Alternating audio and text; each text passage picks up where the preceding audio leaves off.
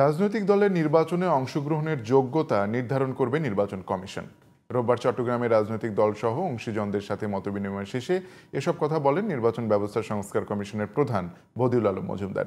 তিনি বলেন, সংস্কার কমিশন কেবল অংশীজনদের মতামত প্রস্তাব আকারে পাঠাবে, যা বাস্তবায়ন করবে সরকার। চট্টগ্রাম থেকে তৌহিদুল আলমের রিপোর্ট, জানাচ্ছেন ফরিদুর রহমান।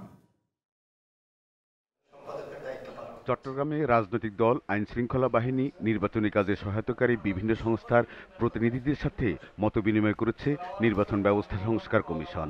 দুপুরে জেলা প্রশাসনের কার্যালয়ে অনুষ্ঠিত সভায় নির্বাচনী কাজে অংশীদারদের আলোচনায় উঠে আসে বিগত নির্বাচনে কারচুপি, প্রশাসনের ভূমিকা ও নানান সীমাবদ্ধতার কথা।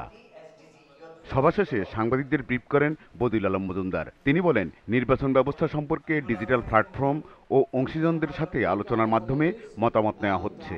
এসব মতামতের ভিত্তিতে জনগণের আকাঙ্ক্ষা অনুযায়ী প্রস্তাবনা তুলে ধরা হবে।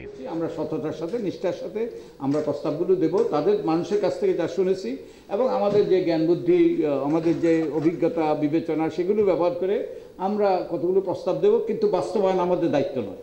বাস্তবায়ন হবে, আমরা আশা করছি যে সরকারের দ্বারা রাজনৈতিক দল, সরকার, তারপরে বিভিন্ন কর্মকর্তারা সবাই, নির্বাচন কমিশন অবশ্যই সবাই বাস্তবায়ন করবে। সাংবাদিকদের প্রশ্নের জবাবে বদিউল আলম মজুমদার বলেন, কোন দল নির্বাচনে অংশগ্রহণ করতে পারবে বা পারবে না তা নির্ধারণ করবে নির্বাচন কমিশন। সভায় নির্বাচন সংস্কার কমিশনের সদস্য ও স্থানীয় সরকার বিশেষজ্ঞ তোফায়েল আহমেদ, জেসমিন টুলি, চট্টগ্রাম মহানগর বিএনপির আহ্বায়ক এরশাদুল্লাহ, আইন শৃঙ্খলা বাহিনীর ঊর্ধ্বতন কর্মকর্তারা উপস্থিত ছিলেন। Faridur Rahman, GTV news.